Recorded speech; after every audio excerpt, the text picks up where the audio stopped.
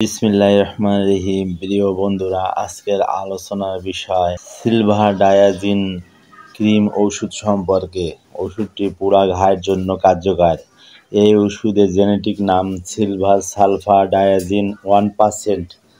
গ্রাম ক্রিমে আছে 10 milligram silver sulphur diazine USP. খুব ভালো মানের একটি ক্রিম। আর প্রস্তুতকারক কোম্পানি অ্যারোস্টো ফার্মা লিমিটেড। আজ আমি এই ওষুধের কার্যকারিতা, ব্যবহার বিধি, পার্শ্ব প্রতিক্রিয়া ও সতর্কতা সম্পর্কে বিস্তারিত আলোচনা করব। আর এই ওষুধটি বাংলাদেশের সর্বত্র যে কোনো ফার্মেসিতে পাবেন। কার্যকারিতা মানে এই ওষুধের কাজ কি, কোন কোন রোগে ব্যবহার করা হয় এটাই বোঝায়। তো কার্যকারিতা হলো পোড়া ক্ষত, ব্যাকটেরিয়া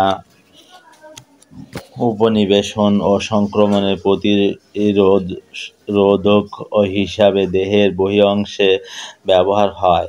পোড়া ক্ষত ব্যতীত অন্য নির্দিষ্ট ধরনের ক্ষত যেখানে সংক্রমণ হতে পারে, সেক্ষেত্রে জীবাণুরোধী হিসাবে দেহের বহিরংশে ব্যবহার হয়।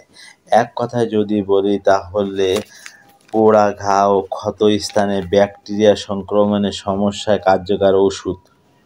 প্রিয় বন্ধুরা, ভিডিও সম্পূর্ণ দেখুন। ভালো লাগলে লাইক, সাবস্ক্রাইব ও ফলো করতে ভুলবেন না। ঔষধ সম্পর্কে কোনো কিছু জানতে কমেন্ট করুন। ব্যবহার বিধি মানে কিভাবে ব্যবহার করতে হবে, কতটুকু ব্যবহার করতে হবে এটাই বোঝায়। তো ব্যবহার বিধি হলো অগ্নিদগ্ধ ক্ষত স্থানটি ভালোভাবে পরিষ্কার করে দিনে 1 থেকে 2 বার ব্যবহার করুন। আর ক্ষত স্থানে 1/16 ইঞ্চি বা 1.5 মিলিমিটার পুরুত্বের প্রলেপ দিতে হবে। ক্ষতটি সব সময় ক্রিম লাগিয়ে রাখতে হবে। যদি কোনো কারণে ক্রিম মুছে যায় তবে পুনরায় আবার ক্রিম ব্যবহার করতে হবে। রোগী যদি ড্রেসিং ব্যবহার করতে চায় তবে সেক্ষেত্রে তা ব্যবহার করা যাবে, অথবা একজন চিকিৎসকের পরামর্শ অনুযায়ী সেবন করতে হবে। প্রতি নির্দেশনা: যারা সিলভার সালফার ডায়াজিন বা ওষুধটিতে ব্যবহৃত কোনো উপাদানের প্রতি অতি সংবেদনশীল তাদের ক্ষেত্রে এটি নির্দেশিত নয়।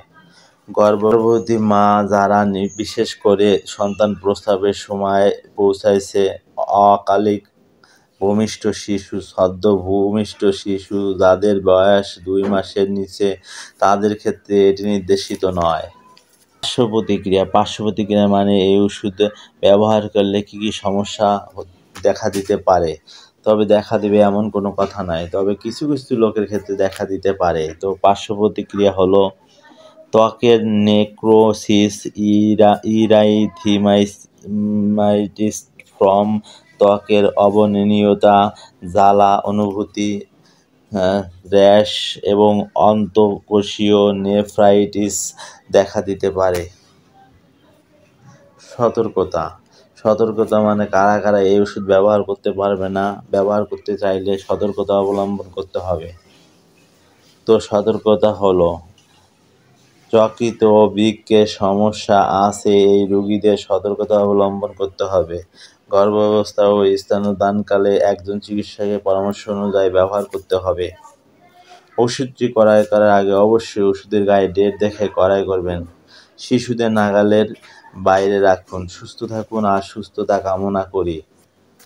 দুর্ভাগ্য যে ধন সম্পদ জমা করে আর বারবার গোনে, সে মনে করে যে তার ধন সম্পদ চিরদিন তার সাথে থাকবে।